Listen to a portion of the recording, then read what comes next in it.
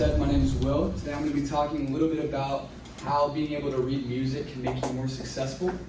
But first, I want to start out with a quick little show of hands. How many of you guys have taken a music class before in your life, ever? Perfect, just like I thought. All right, now how many of you can play an instrument or sing? All right, and now one last time, how many of you would consider yourself musically literate? And what I mean by that is, if I handed you a piece of sheet music you'd never seen before, and it was at least moderately difficult, you'd be able to perform it for me.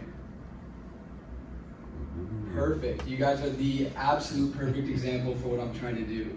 So this is actually completely reflective of the global population. Over the past several decades, there's actually been a constant decline in the percent of the population that can read music. It's gotten to a point where people are legitimately showing up to collegiate and even professional level music auditions, and they can't read music.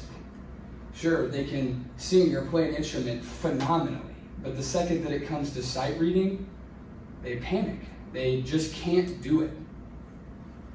Now, that's not to say you can't be a successful musician without being able to read music. For example, Prince, Bob Dylan, Taylor Swift, and while I was doing research for this, I came across an article that I thought was a little bit funny that mentioned that Stevie Wonder couldn't read music. However, it turns out it was talking about Braille music, but I still laughed until I read the thing and then felt a little bit bad about myself.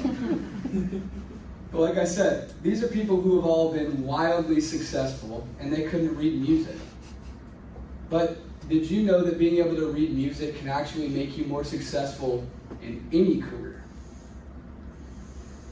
Before I get into the how of that, I have to start with the why, and it's a little bit sciencey, so I'm going to do my best to keep it as simple and straightforward for you guys as possible.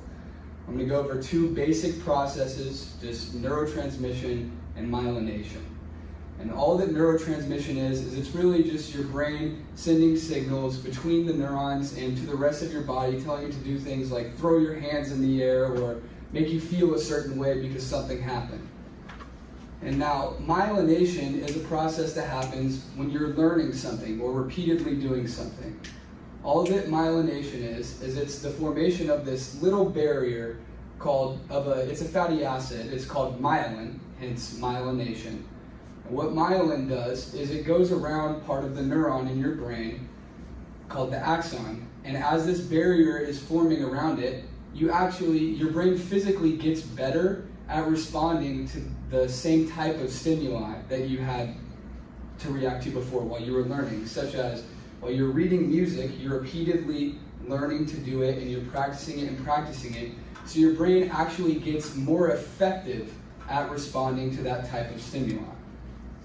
Now, the way that this can make you more successful in everything is research has shown that it doesn't have to be the exact same stimuli or stimulus. It only has to be a similar one. And how this can make you more successful is that the type of stimuli that has been shown to be similar enough to your brain as reading music is stuff that you have to do in every career field possible. For example, reading and writing.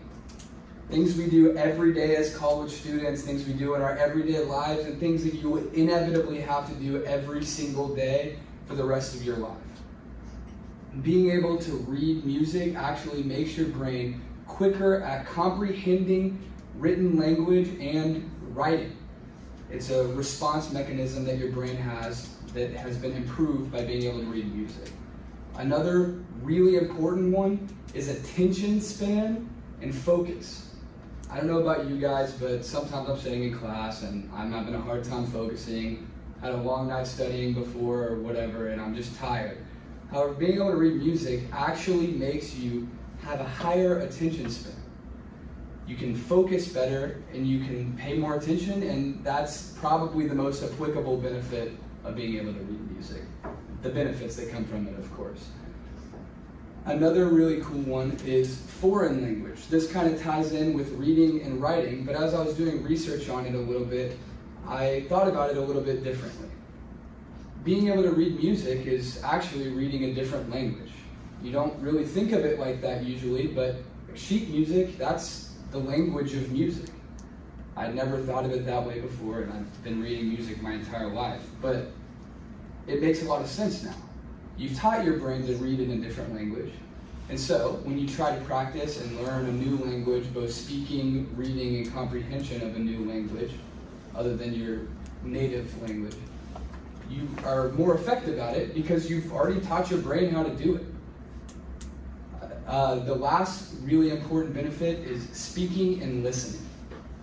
As a bunch of students who are in a speaking course, a public speech class, this is a really important skill, and it's something that music can improve. There's not a lot of understanding in the research that I've looked over, and I looked over countless articles about why you actually become a more effective speaker and listener when you can read music, but it's something about the way your brain is processing it that you're just better at it. And like I said earlier, I'm not going to say that you can't be successful as a musician or in life without being able to read music, but research has shown that being able to read music can improve you in almost every career field. Thank you guys.